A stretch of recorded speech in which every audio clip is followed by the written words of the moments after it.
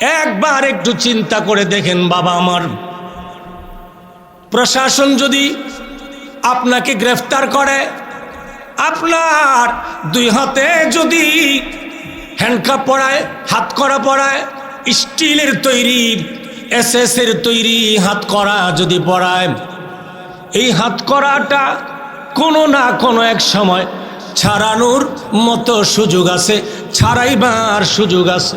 কিন্তু আপনি আমি মরে যাওয়ার পরে মাথায় পায়ে মাঝখানে তিনটা টুকরা কাপড় দিয়া তিনটা বাঁধ দেওয়া হয়। এই তিনটা বাঁধের ভিতর থেকে চিরস্থায়ীভাবে আর বের হওয়া যায় না।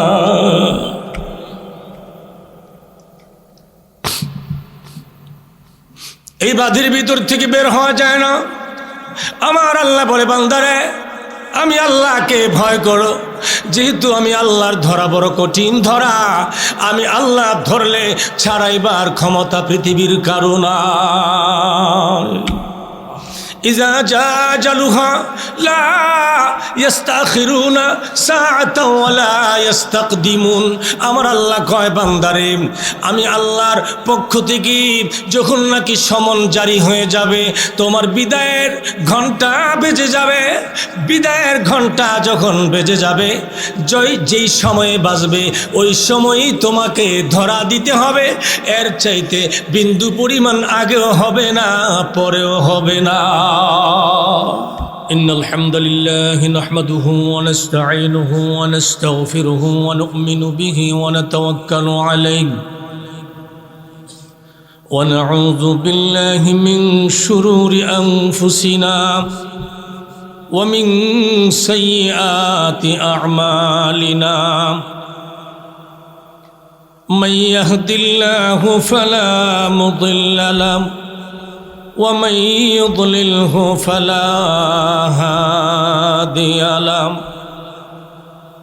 ونشهد أن لا إله إلا الله وحده لا شريك له ونشهد أن سيدنا وحبيبنا وحبيب ربنا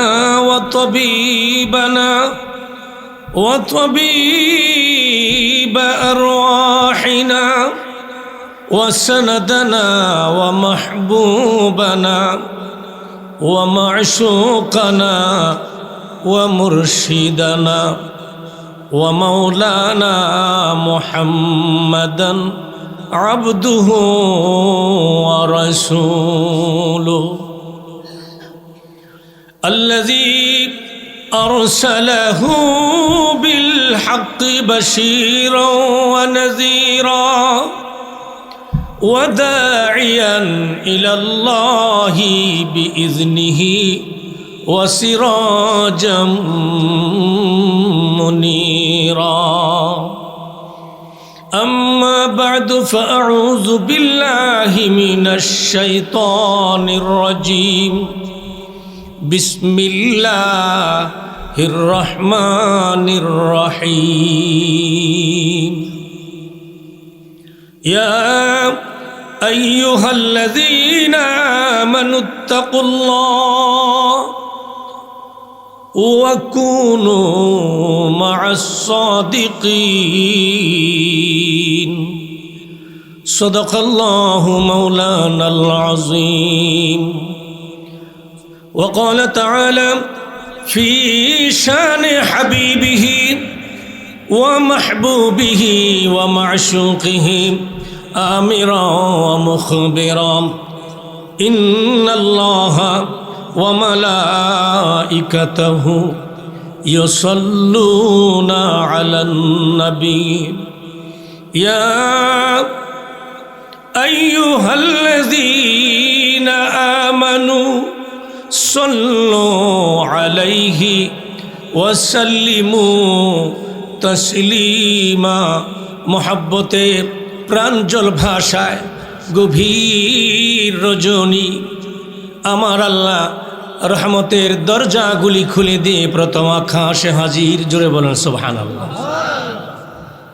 প্রথম আকাশে আমার আল্লাহ হাজির হইয়া রহমতের সবগুলি দরজা খুলে দিয়ে আমার আল্লাহ ডাকতে আছে, ফুলতারা নিবাসী কে আছো রে?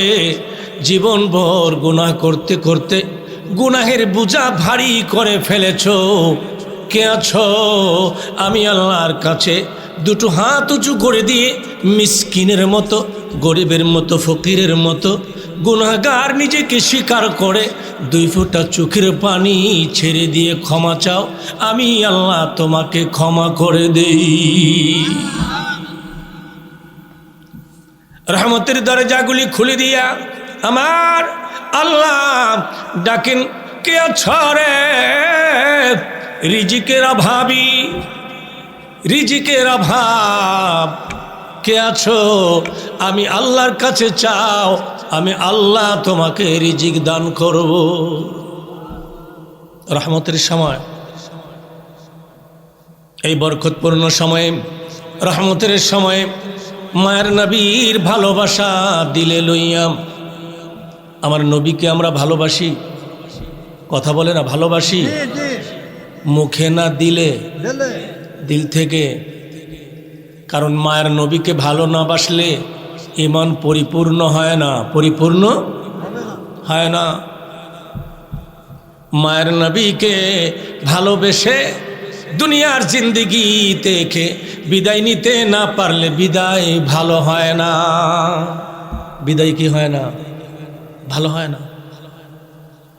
আমার মার নবী রাহমাতাল লিল আলামিন, আমার নবীজি তামাম সৃষ্টি জগতের জন্য রহমত, ঠিক কিনা বলেন? আরো জোরে বলেন ঠিক কিনা? আমার আল্লাহ বলেন, বন্ধু হে, আমি আল্লাহ যতটুকু এরিয়ার জন্য রব, আপনি নবীকে আমি আল্লাহ ততটুকু এরিয়ার জন্য রহমত বানিয়েছি। ওয়ামা আরসালনাকা ইল্লা রাহমাতাল লিল আলামিন। মারহাবা বলেন। আমার আল্লাহ বলেন, নবীজি আপনাকে আমি আল্লাহ রহমত বানিয়েছি, শুধু মানুষের জন্য নয়, ফেরেশতার জন্য আপনি রহমত। সুবহানাল্লাহ বলেন। আকাশের জন্য আপনি রহমত, জমিনের জন্য আপনি রহমত, চাঁদের জন্য আপনি রহমত, সূর্যের জন্য আপনি রহমত। নবীজি গো, চাঁদ আলু দেওয়ার ক্ষমতা নাই আপনার রহমত ছাড়া, আপনার দয়ার নজর ছাড়া, আপনি নবীর বরকত ছাড়া। জোরে কোন সুবহানাল্লাহ। বন্ধু আমার, বুঝতে হবে চাঁদ কার খাতিরে সৃষ্টি? নবীজির খাতিরে। জোরে বলেন, কার খাতিরে? নবীজির খাতিরে। আমার নবীর খাতিরে তো তামাম দুনিয়া সৃষ্টি, না মিছা কথা? এই কথা কয় না? হাদিসে কুদসি, লাউলা কালামা খালাকতুল আফলাক। আমার আল্লাহ বলেন, বন্ধুরে দুনিয়ার কিছুই বানাতাম না, আসমান আমি আল্লাহ বানাইতাম না, জমিন আমি আল্লাহ বানাইতাম না, চাঁদ সূর্য গ্রহ নক্ষত্র আমি আল্লাহ বানাইতাম না রে নবী। আমি আল্লাহ জান্নাত জাহান্নাম বানাইতাম না। আমি এমনকি আমি আল্লাহর প্রকাশ হতো না যদি আপনি নবীকে আমি আল্লাহ না বানাইতাম। সুবহানাল্লাহ বলেন। আমার নবীজি দুনিয়ার আদম নবী থেকে ঈসা নবী পর্যন্ত সমস্ত নবীরা 24 ঘন্টা আমি আল্লাহকে খুশি করার জন্য ব্যস্ত থাকে। সমস্ত নবীরা কারে খুশি করতে চাইছে? আল্লাহ। ইব্রাহিম পয়গম্বর আগুনে পড়ছে কার খুশির জন্য? আল্লাহ। ওমা কথা কয় না, এই ফুলতরাবাসী কার খুশির জন্য? নারে তাকবীর। আল্লাহু আকবার। আরো জোরে, শরীরটা একটু লাড়া দিয়া, নারে তাকবীর। মাশাআল্লাহ। ইব্রাহিম পয়গম্বর আগুনে ঝাঁপ দিছিলেন কারে খুশি করার জন্য? ইউনুস পয়গম্বর মাছের পেটের ভিতরে কার খুশির জন্য? আল্লাহর খুশির জন্য। মুসা পয়গম্বর ফিরআউনের অত্যাচার সহ্য করেছেন কার খুশির জন্যে? ইব্রাহিম পয়গম্বর আগুনে ঝাঁপ দিলেন আল্লাহর খুশির জন্যে। আমার আল্লাহ কয় নবী গো, আগে নবীজি, ইব্রাহিম পয়গম্বরের লকব হলো খলিলুল্লাহ। কিলুল্লাহ? খলিলুল্লাহ, যিনি আল্লাহকে খুশি করতে চায়। সুবহানাল্লাহ পড়েন। কিন্তু নবীজি, আমি আল্লাহ দয়া করে আপনার লকব দিলাম হাবিবুল্লাহ। সুবহানাল্লাহ পড়েন। নবীজি গো, খলিলুল্লাহ মানে হলো আমি আল্লাহকে যিনি খুশি করতে চায়, কিন্তু আমি আপনাকে হাবিবুল্লাহ লকব দিলাম গো নবী। অগো নবীজি, হাবিবুল্লাহ অর্থ হলো আল্লাহ স্বয়ং যাকে খুশি করতে চায়। নবীজি আমার, আপনাকে হাবিবুল্লাহ বানাইলাম, আপনাকে রহমাতুল লিল আলামিন বানাইলাম, আপনাকে আপনার হাতে আমি আল্লাহ জান্নাতের চাবি দিলাম। সুবহানাল্লাহ পড়েন। জান্নাতের চাবি কার হাতে? মায়ের নবীর হাতে। জোরে বলেন ঠিক কিনা? আমার নবীজির হাতে। প্রমাণ, আমার নবীজি বলেন, উম্মত রে, আমি নবী, রহমতের নবী, যতক্ষণ পর্যন্ত আমার উম্মত লইয়া জান্নাতের গেটের কাছে না যাব রে, জান্নাতের দারোয়ান ততক্ষণ পর্যন্ত জান্নাতের গেটের তালা খুলবে না। নবীজি বলেন, আদম নবী যাবে, যে জান্নাতের গেটে বলবে, এ দারোয়ান গেট খোলো। দারোয়ান বলবে, কে আপনি? বলবে, আমি আদম সফিউল্লাহ। দারোয়ান বলবে, না, জান্নাতের গেট খোলার সময় হয় নাই। মুসা নবী যাবে, না, খোলা যাবে না। ঈসা নবী যাবে, খোলা যাবে না। ইব্রাহিম খলিলুল্লাহ যাবে, খোলা যাবে না। দাউদ পয়গম্বর যাবে, খোলা যাবে না। যিনি যাবে, খোলা যাবে না রে। এখনো প্রধান আকর্ষণ আসে নাই। সুবহানাল্লাহ। কে গো প্রধান আকর্ষণ? তিনি তো আর কেউ নয়, যারে না বানাইলে জান্নাত আমার আল্লাহ বানাইতো না। বন্ধুরে, সে মায়ের নবী রহমাতুল লিল আলামিনের উপরে মোহাব্বতের সাথে, ভালোবাসার সাথে কয়েক মর্তবা দুরূদ শরীফ পড়েন। আল্লাহুম্মা সাল্লি সাইয়্যিদিনা মাওলানা মুহাম্মদ ওয়া আলা আলি সাইয়্যিদিনা মাওলানা ওয়া আলা আলি সাইয়্যিদিনা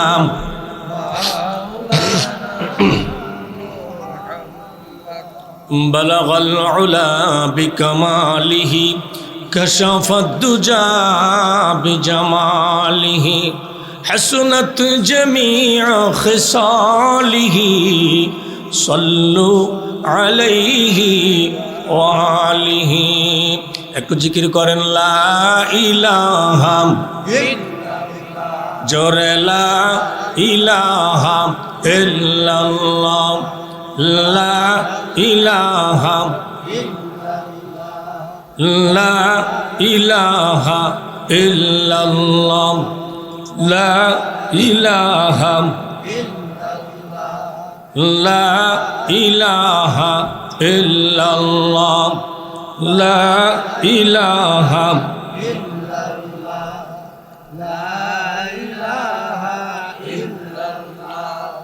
লা ইলাহা লা ইলাহা ইল্লাল্লাহ মুহাম্মাদুর রাসূলুল্লাহ সাল্লাল্লাহু আলাইহি ওয়াসাল্লাম। সুবহানাকা লা ইলমা লানা ইল্লা মা আল্লামতানা ইন্নাকা আনতাল আলিমুল হাকীম। রব্বি ইশরাহ লি সাদরি ওয়ায়াসসির লি আমরি ওয়াহলুল উকদাতাম মিন লিসানি ইয়াফকাহু কওলি। ফুলতারা হাফিজিয়া নুরানি মাদ্রাসার কর্তৃপক্ষ কর্তৃক আয়োজিত দ্বিতীয় বার্ষিক ওয়াজ মাহফিলের সম্মানিত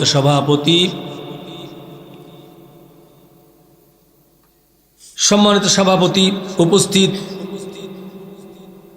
আলহাজ ইলিমুদ্দিন চিশতি, সভাপতি অত্র মাদ্রাসা। আজকের মাহফিলের প্রধান অতিথি জনাব মোহাম্মদ জুয়েল সরকার, সংসদ সদস্য পদপ্রার্থী, টাঙ্গাইল ৬ দেলদুয়ার নাগরপুর।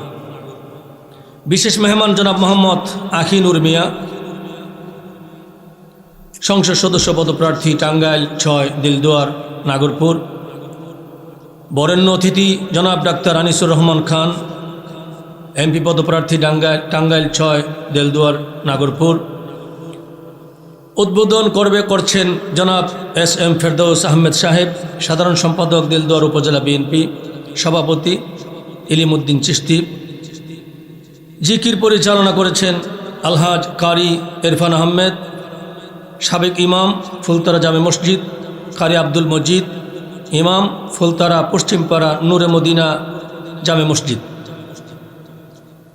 আজকের মাহফিলের বিশেষ আকর্ষণ উদীয়মান তরুণ আলোচক, বিশেষ মিডিয়া ব্যক্তিত্ব হজরত মাওলানা মোহাম্মদ নূরে আলম সিদ্দিকী, আলোচক এশিয়া টিভি ঢাকা। হজরত মাওলানা সুলাইমান খান নোমানী মুহতামিম অত্র মাদ্রাসা এবং এই মাদ্রাসার সকল শিক্ষকবৃন্দ, সম্মানিত শিক্ষকবৃন্দ, আমার ডানে বামে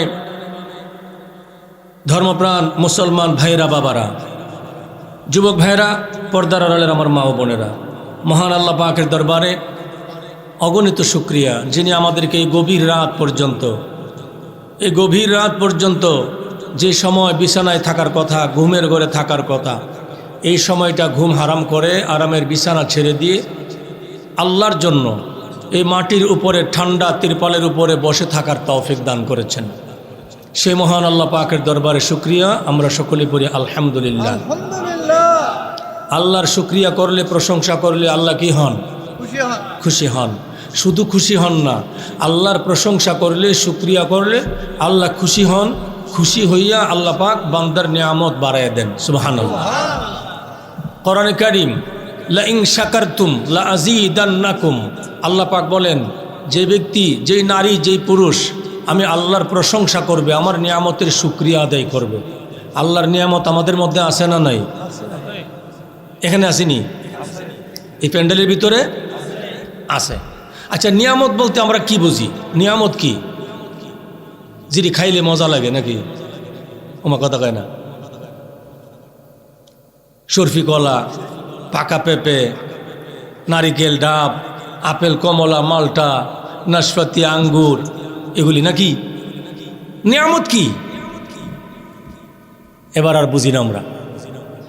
আল্লাহর নিয়ামত কি এটাই আমরা বুঝি না। আল্লাহর নিয়ামত হলো আল্লাহ প্রদত্ত যত কিছু আমাদেরকে আল্লাহ দান করেছেন, সব আল্লাহর নিয়ামত। সুবহানাল্লাহ পড়েন। সব কি? সব কি? আপনি আপনার দেহের ভিতরে কি পরিমাণ নিয়ামত আছে এটির খবর এখনো নিছেন না? নিছেন? এই হাত কার নিয়ামত? এই যে ইচ্ছা করলে মুট করা যায়, ইচ্ছা করলে সোজা করা যায়, ইচ্ছা করলে নিচে নামানো যায়, ইচ্ছা করলে উপরে উঠানো যায়, ইচ্ছা করলে দুই দিকে প্রশস্ত করা যায়, ইচ্ছা করলে এটা দিয়ে ঘুষি মেরে নাক বসকে দেওয়া যায়। দেয়নি? দেয়নি? ইচ্ছা করলে এই হাতে ছুরি লইয়া লাখ টাকার ব্যাগ লইয়া দৌড় দেওয়া যায়। এই হাত কার নিয়ামত? আল্লাহর দেওয়া নিয়ামত। এই হাত আল্লাহর নিয়ামত, এই পা আল্লাহর নিয়ামত, এই চোখের দৃষ্টি কার নিয়ামত? আল্লাহর নিয়ামত। এই কানের শ্রবণ শক্তি, যেই কান দিয়ে আমরা শুনি, এই শ্রবণ শক্তি কার নিয়ামত? আল্লাহর নিয়ামত। এই দাঁত, যেই দাঁত দিয়ে আমরা চাবাই, যাদের দাঁত আছে, যাদের দাঁত আছে, দেশি মুরগি থেকে নিয়ে ফার্মের মুরগি, কক মুরগি, কচি ছাগল হইলে, ছোট বাচ্চা ছাগল হইলে ছাগলের আড্ডিও সুরমার, ঠিক না বেটি? ওমা কথা কয় না, ঠিক কিনা? নিয়ামত কার? এই দাঁত আল্লাহর নিয়ামত। এই দাঁত, জিহ্বা, ঠোঁট, এই তিনটা জিনিসের সাহায্যে আমরা কথা বলি। কার নিয়ামত? আল্লাহর নিয়ামত। দেখছেন, কোনোদিন কি আমরা এই চিন্তা করছি কোনোদিন বিছানায় শুয়ে শুয়া যে আমার আল্লাহর এই নিয়ামতগুলির কি শুকরিয়া আমি আদায় করছি? কি করছি আমি এই নিয়ামতগুলির শুকরিয়া? এক কথায়, আমার আল্লাহর নিয়ামত ছাড়া, আমার আল্লাহর দয়ার নজর ছাড়া, আমার আল্লাহর দয়া ছাড়া পৃথিবীর কোনো সৃষ্টির একটা চোখের পলক দেওয়ারও ক্ষমতা নাই। ঠিক কিনা বলেন? অতএব সব আল্লাহর দয়া। আল্লাহ পাক বলেন, ওয়া ইন তাউদ্দু নি'মাতাল্লাহ লা তুহসুহা। আল্লাহ পাক বলেন, বান্দা, আমি তোমারে যে পরিমাণ নিয়ামত দিছি, কিয়ামত পর্যন্ত হায়াত যদি দেই আর কিয়ামত পর্যন্ত নিয়ামতের গণনা করতে থাকো, নিয়ামত গণনা শেষ করতে পারবে না। সুবহানাল্লাহ পড়ে। এই জন্যে আল্লাহর এত নিয়ামত আমরা ভোগ করছি। যেই বান্দা আল্লাহর নিয়ামতের কথা স্মরণ করে, আল্লাহর প্রশংসা করে, আল্লাহর শুকরিয়া করে, আল্লাহ ওই বান্দার উপর খুশি হইয়া যায়। সুবহানাল্লাহ। আমার আল্লাহ বলেন, বান্দারে, এ ফুলতারার গ্রামের নারী পুরুষেরা শুনে রাখো, আমার আল্লাহ বলেন, তুমি যখন নাকি আমি আল্লাহর প্রশংসা করো, আমি আল্লাহর শুকরিয়া আদায় করো, আমি আল্লাহ সাথে সাথে তোমার উপর খুশি হয়ে যায়। সুবহানাল্লাহ পড়েন। খুশি হইয়া আমি আল্লাহ তোমার নিয়ামতগুলি আমি আল্লাহ আরো বাড়াইয়া দেই। লাযিদান্নাকুম, আমি আল্লাহ তোমার নিয়ামত বাড়াইয়া দেই। ওয়ালা ইন কাফারতুম, বান্দারে মনে রাখবে, যদি আমি আল্লাহর নিয়ামত পাইয়া শুকরিয়া আদায় না করিয়া যদি নাফরমানি করবা, কি করবা? আমরা কি শুকরিয়া বেশি করি না নাফরমানি বেশি করি? ওমা কথা কয় না, কি করি বেশি? নাফরমানি বেশি করি। এবার আসেন, মাগরিবের যখন আজান দেয়, বাজারে দোকানে মানুষের সংখ্যা বেশি থাকে না মসজিদে বেশি? বাজারে বেশি। তাহলে প্রমাণ হয়ে গেল আমরা আল্লাহর শুকরিয়ার চাইতে নাফরমানি বেশি করি। নাফরমানি বেশি করি। বন্ধু, একবারের জন্য কি চিন্তা করে দেখেছেন আপনার জন্য আল্লাহর কত দয়া, কত অসংখ্য দয়া আপনার আমার জন্য আমার আল্লাহর পক্ষ থেকে?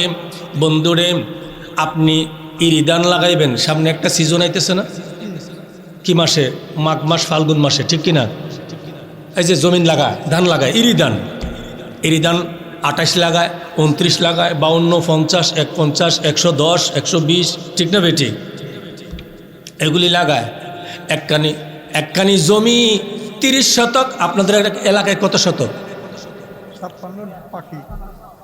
56 শতাংশে এক পাখি, 1 বিঘা। আচ্ছা, যাই হোক, আলহামদুলিল্লাহ।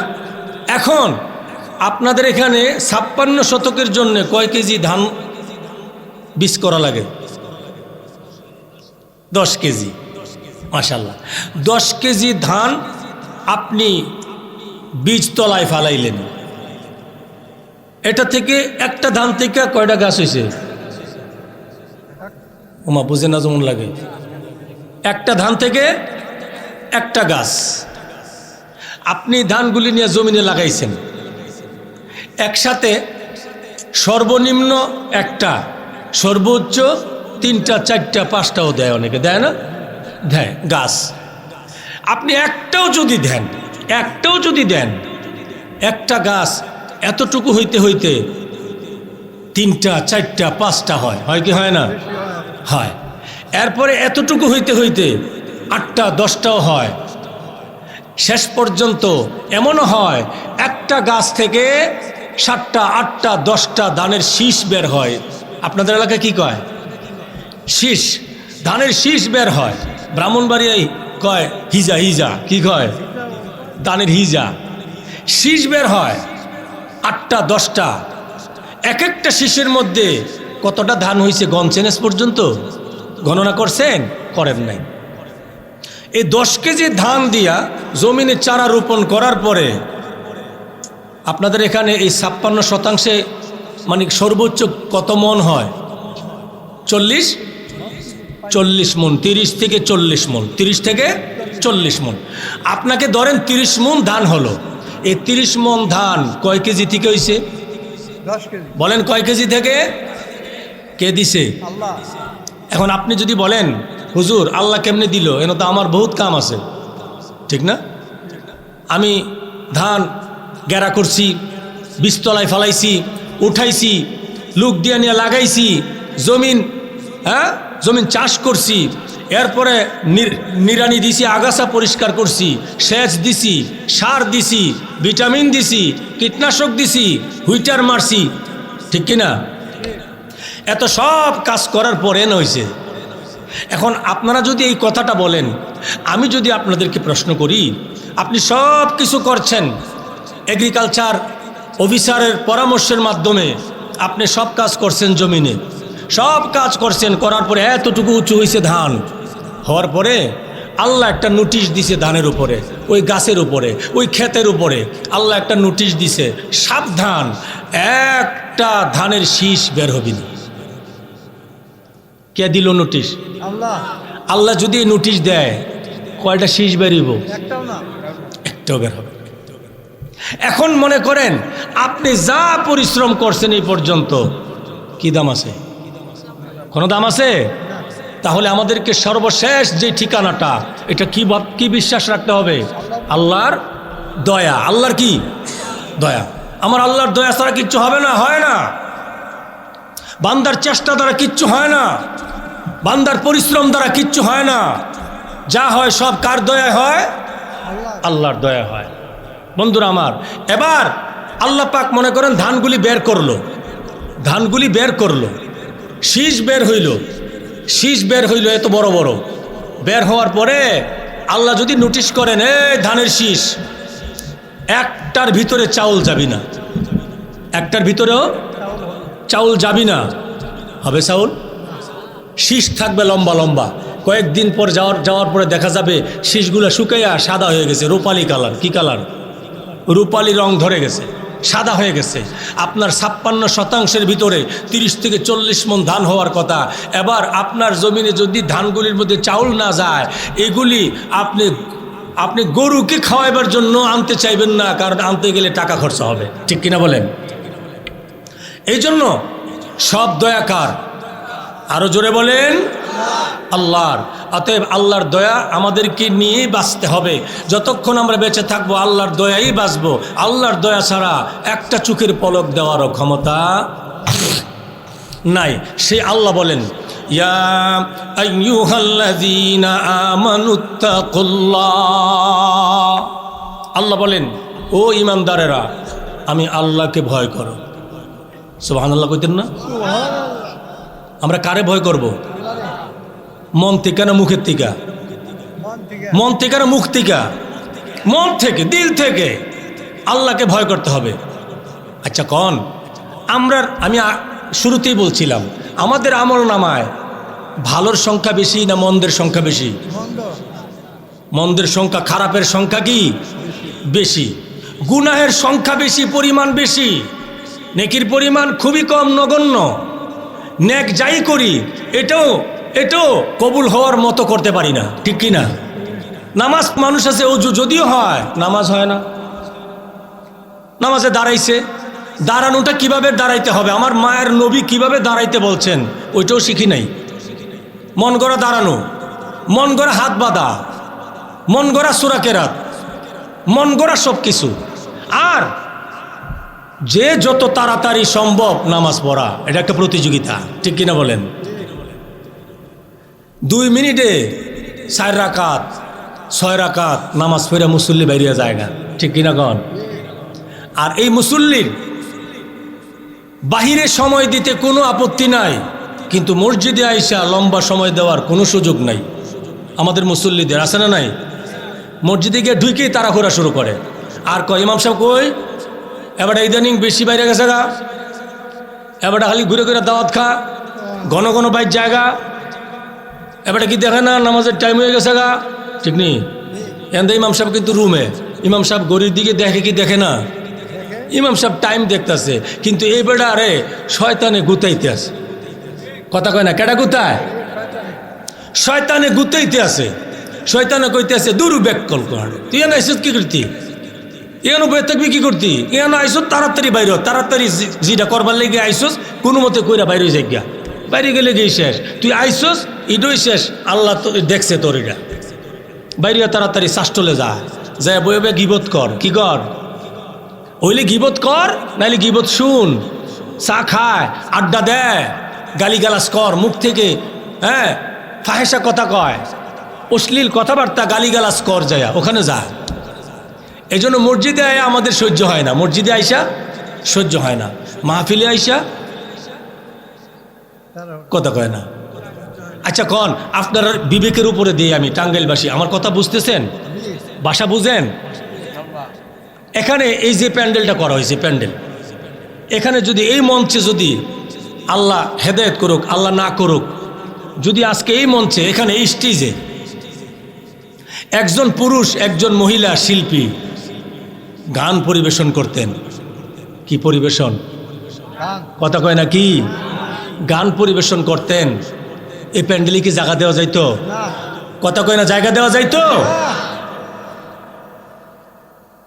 তাইলে আবুল সরকারের মতো নাস্তিক মুরতাদ যদি আজকে এখানে দুতারা বাড়ি দিত, তাহলে প্যান্ডেলে জায়গা হতো না। যে আবুল সরকার পায়খানার কিটের চাইতেও নিকৃষ্ট, ঠিক কিনা বলেন? যে আবুল সরকার নাস্তিক মুরতাদ, যে আবুল সরকারকে কতল করে দেওয়া ওয়াজিব, ওই আবুল সরকার যদি এখানে বসে দাঁড়িয়ে দুতারা তিন তারায় বাড়ি দিত, হাজার হাজার মানুষ এখানে জায়গা দেওয়া যেত না। অথচ এখানে আল্লাহর কথা বলা হচ্ছে, মানুষ সবগুলি মানুষ একসাথে হইলে অর্ধেক প্যান্ডেলও হবে না। হবে? হবে না। তাহলে আমাদের আগমন কি ভালো জায়গায় বেশি না মন্দ জায়গায় বেশি? ক্রিকেট খেলার মাঠে দেখবেন দিনের 2টা বাজে রৌদ্র, আরে রৌদ্র এত তাপ, চেহারা টেহারা লাল হইয়া যায়। ওই জায়গার মধ্যে উপরে তো কিছু নাই, বসারও ব্যবস্থা নাই, ওইখানে দাঁড়াইয়া দাঁড়াইয়া দাঁড়াইয়া দাঁড়াইয়া পায়ের মধ্যে লাল পিঁপড়া কামড়াইতে আছে, খবর নাই। ছক্কা আর চার দেখে, ঠিক না বেটি? ছক্কা আর কি দেখে? 4 দেখে। ওইখানে মানুষের অভাব নয়, মনে কষ্ট নিবেন না, ওইখানে দাড়ি পাকা মানুষও থাকে। থাকে কি থাকে না? দাড়ি পাকা মানুষও থাকে। দাঁড়াইয়া দাঁড়াইয়া ছক্কা আর 4 দেখে কি লাভ হবে? এই জন্য আল্লাহ পাক বলেন, হে ইমানদারগণ, ও ইমানদারেরা, আমি আল্লাহকে ভয় করো। আমি আল্লাহকে কি করো? ভয় করো। কেন ভয় করবা? ইন্না বাতশা রাব্বিকা লাশাদীদ। আমি আল্লাহর ধরা বড় কঠিন ধরা। আমি আল্লাহ ধরলে সারা পৃথিবী মিলেও সারাইতে, আমার কথা কয় না, সারাইতে বলতো আমার। একবার একটু চিন্তা করে দেখেন বাবা আমার, প্রশাসন যদি আপনাকে গ্রেফতার করে, আপনার 2 হাতে যদি হ্যান্ডকাপ পরায়, হাত করা পরায়, স্টিলের তৈরি SS এর তৈরি হাত করা যদি পরায়, এই হাত করাটা কোনো না কোনো এক সময় ছাড়ানোর মতো সুযোগ আছে, ছাড়াইবার সুযোগ আছে। কিন্তু আপনি আমি মরে যাওয়ার পরে মাথায় পায়ে মাঝখানে 3টা টুকরা কাপড় দিয়া 3টা বাঁধ দেওয়া হয়। এই 3টা বাঁধের ভিতর থেকে চিরস্থায়ীভাবে আর বের হওয়া যায় না।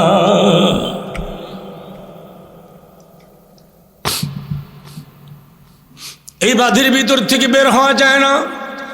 আমার আল্লাহ বলে, বান্দারে আমি আল্লাহকে ভয় করো, যেহেতু আমি আল্লাহর ধরা বড় কঠিন ধরা।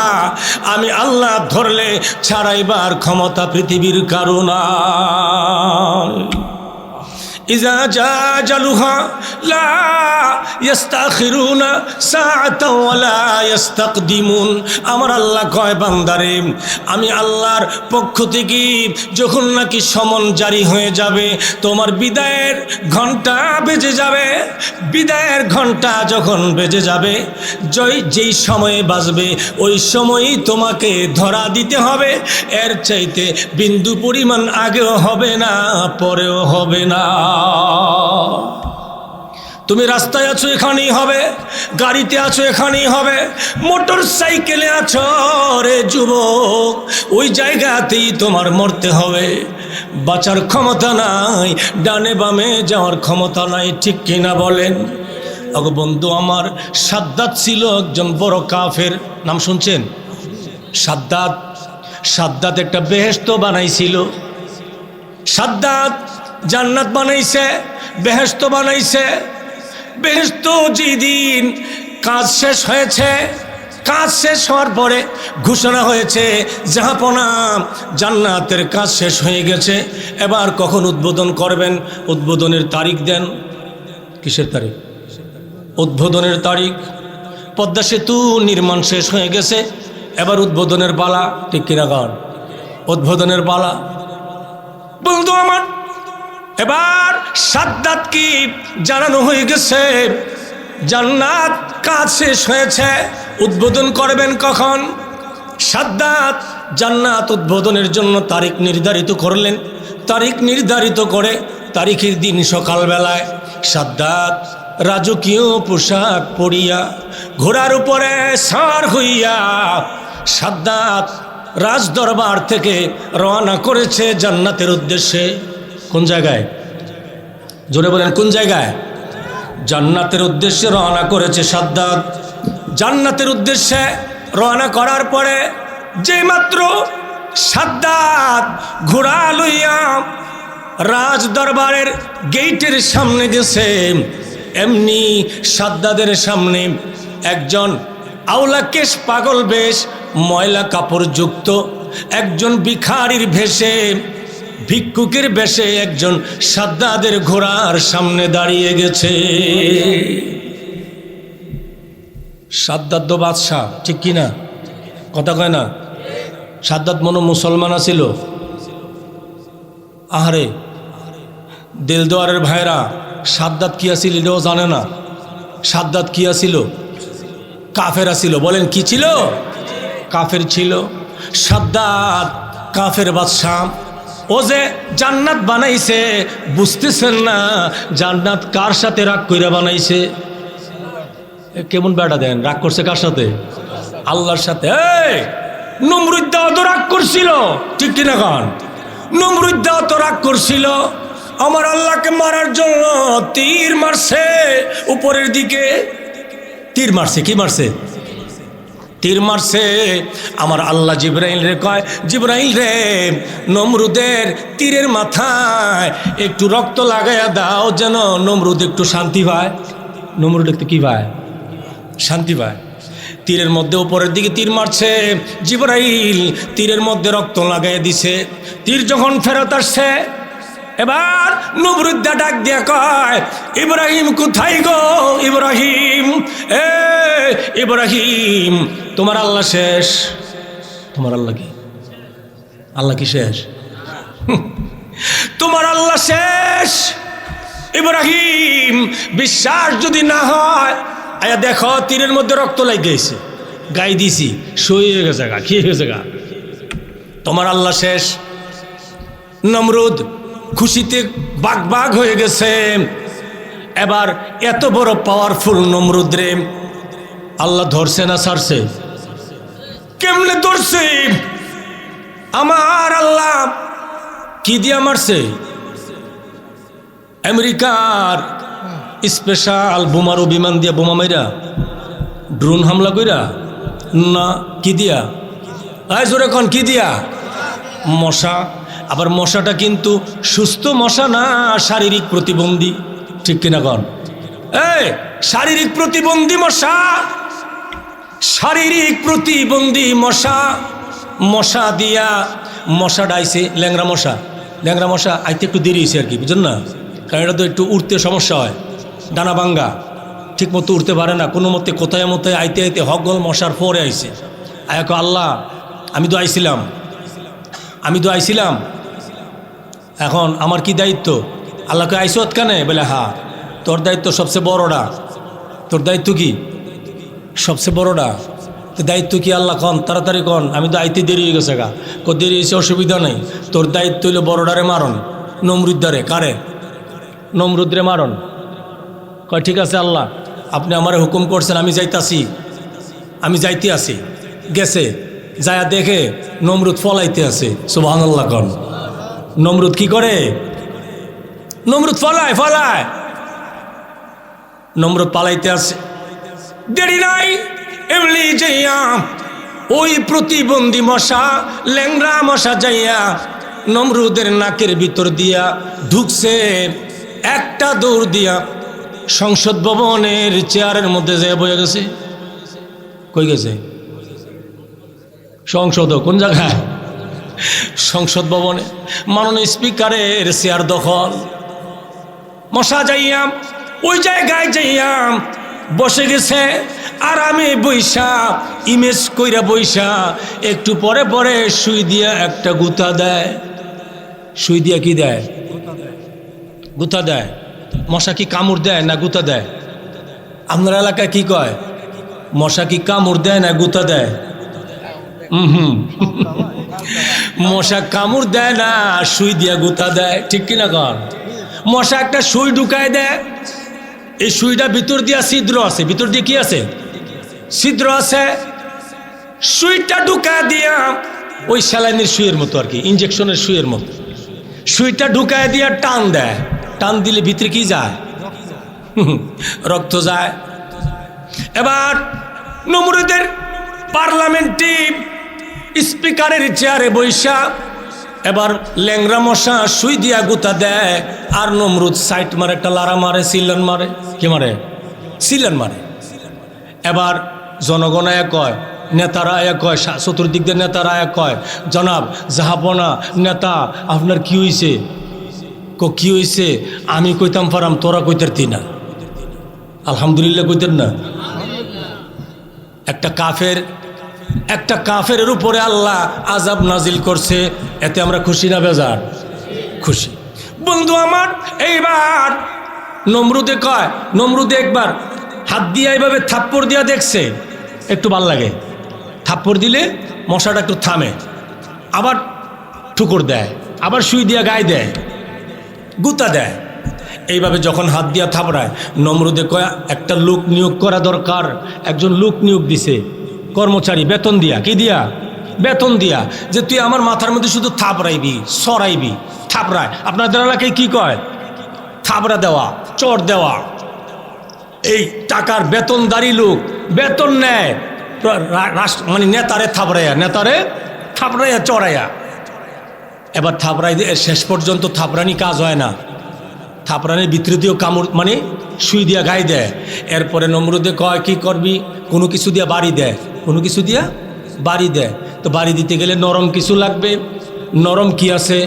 নরম হইল স্যান্ডেল। নরম কি? স্যান্ডেল। স্যান্ডেল কম দামি না বেশি দামি?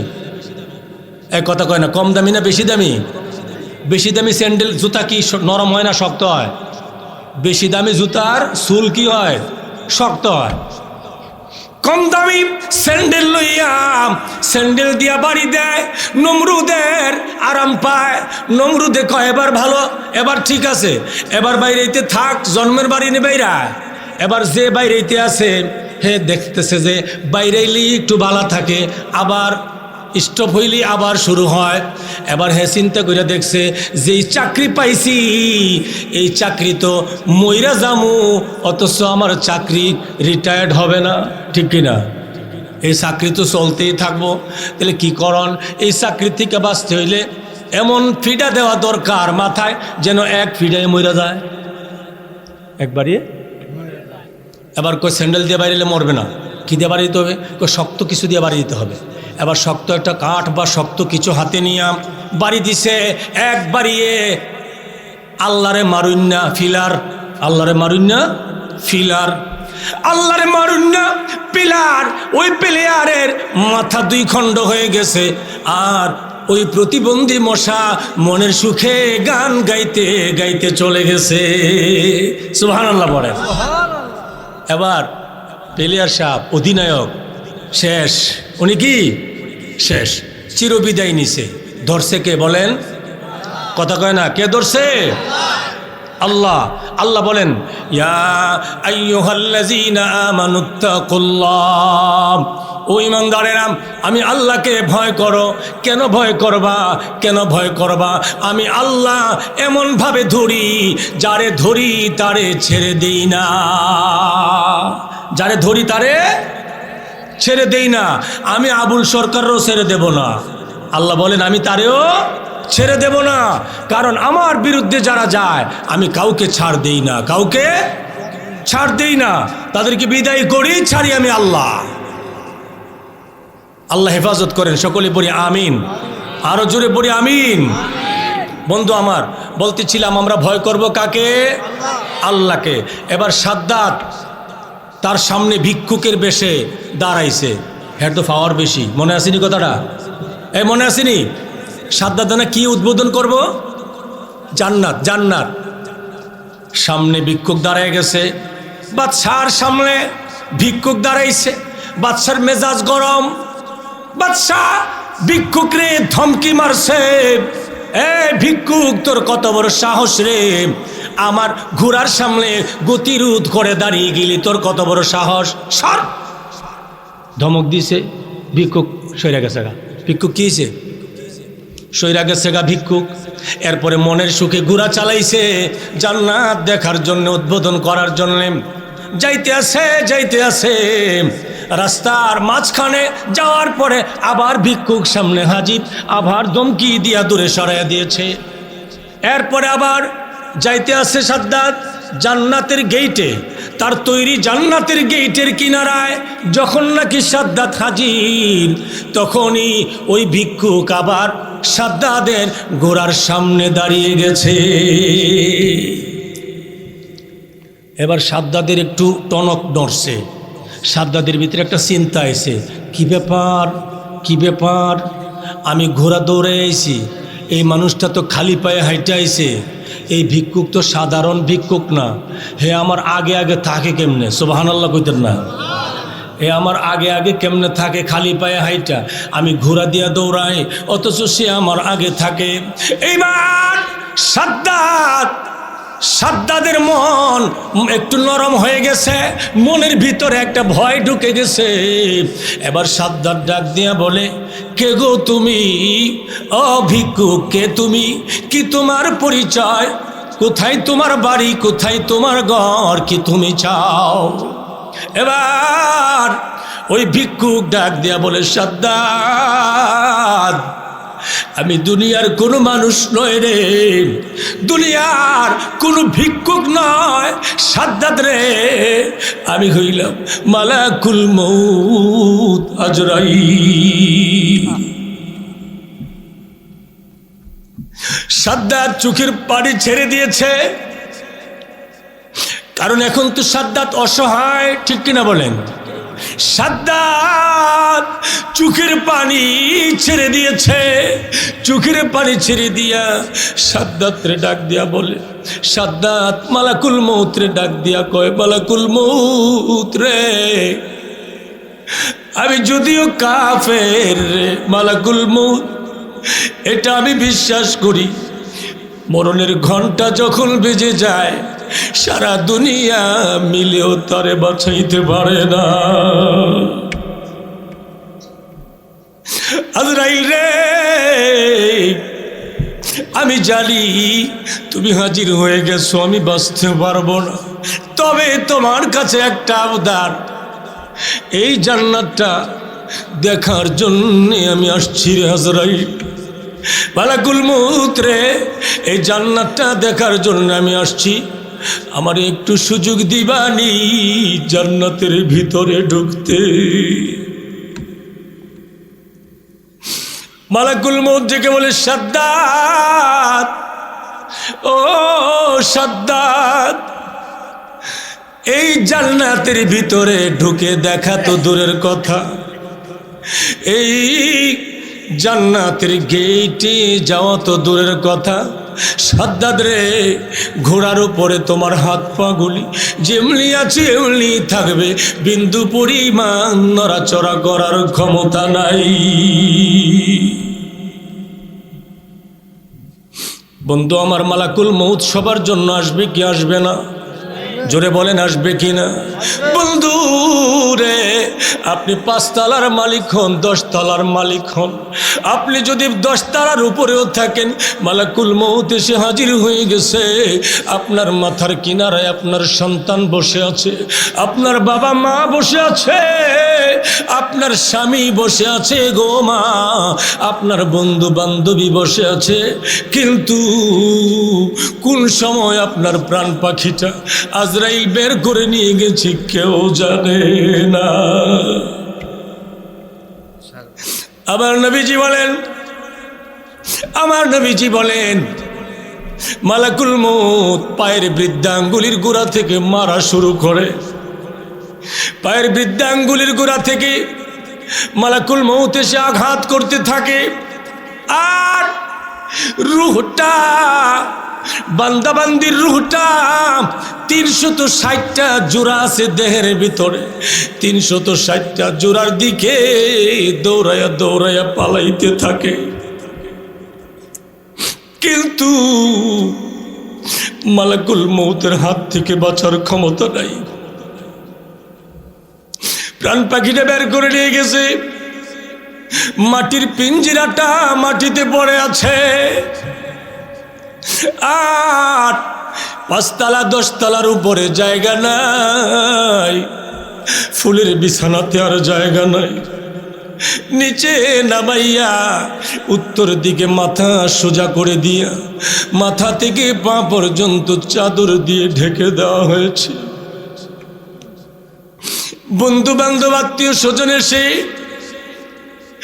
মাথার মুখের কাপড়টা সরাইয়া চোখের পানি ছেড়ে দিয়া জীবনের শেষবারের মতো দেখতে চাই। 10 তলার উপর থেকে নামাইয়া উঠানের কিনারায় গোসল দিবে, এমন গোসল দিবে জীবনে কোনো দিন এই গোসল হয় নাই। জীবনে বহু গরম পানি দিয়ে গোসল করেছ, কিন্তু বরুই পাতা গরম পানি দিয়ে গোসল হয় নাই। জীবনে বহু গোসল করছো রে বাবা মা, গোসলখানায় গোসল করিয়া নিজের হাতে নিজের কাপড়গুলি পরিবর্তন করেছ। আজকে এমন গোসল তোমায় দিবে গো, তোমার শরীরের কাপড়গুলি তুমি খুলতে পারবে না, তোমার শরীরের কাপড়গুলি টাইনা টাইনা খুলে ফেলা হবে। গোসল শেষে সাদা কাপড় তোমার গায়ে জড়াইয়া মাথা মাঝখানে পায়ে 3টা বান দিয়া বন্দি করা হবে। মুর্দার খাটের মধ্যে শোয়াইয়া উঠানের কিনারায় রেখে দেওয়া হবে। জানাজা পড়িয়া চিরদিনের জন্য বিদায় করে দেওয়া হবে। কবরে শোয়াইয়া উপরে মাটি দিয়ে সমান করে সবাই চলে আসবে গো একবারের জন্যে, কেউ খবর নিবে না কবরে তোমার কি অবস্থা। মা খাদিজাতুল কুবরা রাদিয়াল্লাহু তাআলা আনহা আমার নবীজিকে বলেন, নবীজি গো আপনার কাছে আমার 2টা দাবি। কয়টা দাবি বলেন? জোরে কোন কয়টা? 2টা দাবি। নবীজি বলেন, খাদিজা গো কি দাবি? মা খাদিজা বলেন, ইয়া রাসূলুল্লাহ, নবীজি আপনি আগে ওয়াদা করেন আমার দাবি পূরণ হবে কিনা। নবীজি বলে, খাদিজা রে,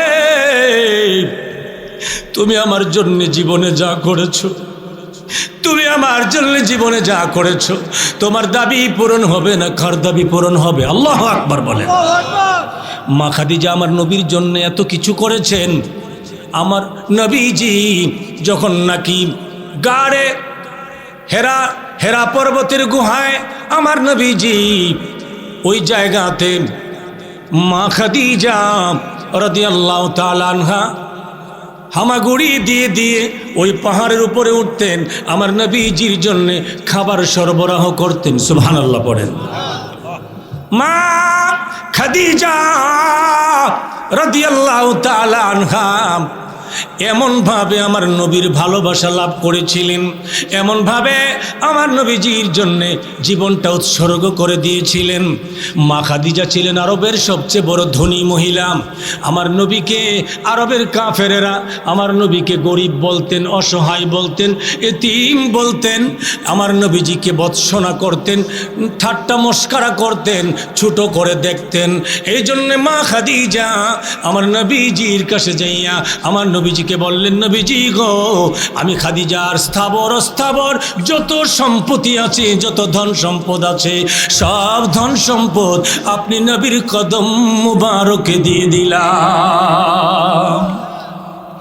দিলাম সব।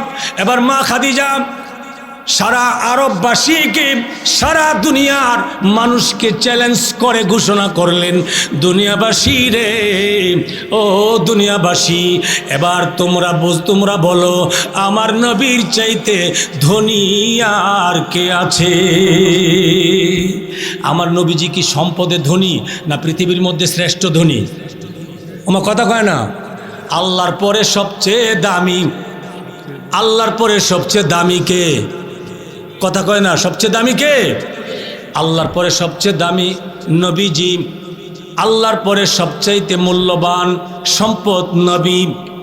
আল্লাহর সৃষ্টির ভিতরে সর্বশ্রেষ্ঠ সৃষ্টি হলেন মুহাম্মাদুর রাসূলুল্লাহ সাল্লাল্লাহু আলাইহি ওয়াসাল্লাম। যেই মা খাদিজা এত ভালোবাসা লাভ করলেন, যেই মা খাদিজাকে আল্লাহ নিজে সালাম জানাইয়া সম্মানিত করছেন। সুবহানাল্লাহ পড়েন। আল্লাহ নিজে সালাম জানায় সম্মানিত করছেন যেই খাদিজাকে, সেই খাদিজা বলেন, ইয়া রাসূলুল্লাহ, নবীজি আপনার কাছে দুইটা দাবি। এক নাম্বার, আমি যেদিন মরে যাব, আমার মৃত্যুর পরে আমার কাফন যেটা শরীরে পরাইবেন এটা হবে আপনার জুব্বা মুবারক। সুবহানাল্লাহ পড়েন। সাধারণ কোন বাজারের কাপড় না, আপনার জুব্বা মুবারক আমার গায়ে পরাইয়া দিবেন কাফন। এক নাম্বার। দুই নাম্বার, নবী গো, আমাকে কবরে শোয়াইয়া মাটি সমান করে দেওয়ার পরে সবাই চলে যাবে, কিন্তু আপনি যাইতে পারবেন না। সুবহানাল্লাহ। কতক্ষণ? যতক্ষণ মুনকার নাকিরের সওয়ালের জবাব সম্পন্ন না হবে। সুবহানাল্লাহ পড়ে। নবীজি বলেন, খাদিজা রে, কারণ কি? এক নাম্বার, আমার জুব্বা কেন দিতাম তোমারে? মা খাদিজা কই, ইয়া রাসূলুল্লাহ, নবীজি গো, আমি তো জানি না আমি খাদিজার জীবনের আমল আল্লাহর কাছে পছন্দ হয়েছে কিনা, আল্লাহর কাছে কবুল হয়েছে কিনা। ওগো নবী, এমনও তো হতে পারে আমার আমল নামাগুলি আল্লাহর কাছে যদি কবুল না হয়ে থাকে, কবরের দুই পাশের মাটি আমাকে চাপা দিয়ে কষ্ট দেবে। সুবহানাল্লাহ পড়েন। নবীজি, আমি তো জানি না গো নবীজি, কবরের আমার মুনকার নাকিরের সওয়ালের জবাব আমি দিতে পারবো কিনা। নবী গো, আপনি নবীজির জুব্বা মুবারক যদি আমার দেহের মধ্যে লাগানো থাকে, আল্লাহর কসম, আল্লাহর কসম, নবীর জুব্বা মুবারক যে শরীরের মধ্যে লাগা থাকবে, ওই শরীরে কবরের মাটি চাপা দিতে পারবে না। নবীজি দুই নাম্বার, এই জন্য যাইবেন না, মুনকার নাকিরের সওয়ালের জবাব যতক্ষণ না হবে, নবী গো, আমার আমল নামা যদি আল্লাহর কাছে কবুল না হয়ে থাকে, আমি তো মুনকার নাকিরের প্রশ্নের জবাব দিতে পারবো না, আমি আটকিয়ে যাব। ইয়া রাসূলুল্লাহ, নবীজি আপনি ততক্ষণ এখানে থাকবেন, আমি খাদিজা যদি মুনকার নাকিরের সওয়ালের জবাব দিতে অক্ষম হয়ে যায়, আটক হয়ে যায়, আপনি নবী আমার মাথার পাশে বসে বসে আমার পক্ষ থেকে আপনি রহমতের নবী জবাব দিয়ে দিবে। সুবহানাল্লাহ পড়েন। বন্ধু আমার, এই মা খাদিজা যাকে আল্লাহ সালাম দিয়ে সম্মানিত করছেন, তিনি আল্লাহরে ডরাইছেন কি ডরাইছেন না? কথা বলে না, ডরাইছেন কি না? আমাদের ডরানো লাগবে কি না? বন্ধু আমার, আল্লাহর কসম করে বলছি, গুনাহ থেকে বাঁচার এর চেয়ে বড় কোনো মেডিসিন নাই। এটা হলো আল্লাহর ভয়। এটা কার ভয়? আল্লাহর ভয় কারে কয়? আল্লাহর ভয় সংক্ষিপ্ত কথাটা হলো যে আমি যা করছি পৃথিবীর কেউ জানে না। জানেন কে? আমি যা করছি পৃথিবীর কেউ দেখে না, দেখেন কে? একমাত্র আল্লাহ। অতএব এইটার নামে আল্লাহর ভয়। এই জন্য আয় দেলদুয়ারবাসী, টাঙ্গাইলবাসী, ফুলতারাবাসী, আপনাদের কাছে অনুরোধ করে যাই, আল্লাহকে ভয় করুন। কাকে ভয় করুন? আল্লাহকে ভয় করুন। শেষ রাতে ইবাদত করার চেষ্টা করুন, শেষ রাতে ঘুম থেকে ওঠার চেষ্টা করুন, 2 রাকাত 4 রাকাত নামাজ পড়ার চেষ্টা করুন, আল্লাহর কুদরতি পায়ে মাথাটা ঠেকায়া চোখের পানি ছেড়ে দেওয়ার চেষ্টা করুন। করবেন তো ইনশাল্লাহ? ফরজ নামাজ 5 ওয়াক্ত আমরা সঠিক সময়ে পড়ব, পুরুষেরা জামাতে পড়ব, বিনা উজুরে জামাত ছেড়ে দেব না। মা বোনেরা, আপনারা আজান হওয়ার পরে সংসারের সকল কাজ রেখে আগে নামাজ পড়বেন। নবীজি বলছেন, মা আয়েশা সিদ্দিকা রাদিয়াল্লাহু তাআলা আনহা বর্ণনা করেন, মিশকাত শরীফের হাদিস, একটা মহিলা সময় মতো ফরজ নামাজ পড়বে, রমজান মাসে ফরজ রোজা রাখবে, সতীত্বের হেফাজত করবে, স্বামীর খেদমত করবে। বলেন, আল্লাহর নবীজি বলেন, এই সমস্ত কাজগুলি যদি কোনো মহিলা করতে পারে, ওই মহিলার জন্য আল্লাহর তৈরি জান্নাতের 8টা দরজা খোলা থাকবে, যে কোনো দরজা দিয়ে খুশি প্রবেশ করতে পারবে।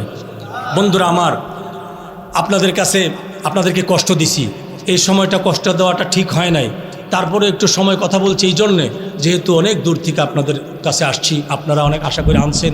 যদিও একটু ডিসিপ্লিন রক্ষা না করতে পারার কারণে রাত্র হয়ে গেছে।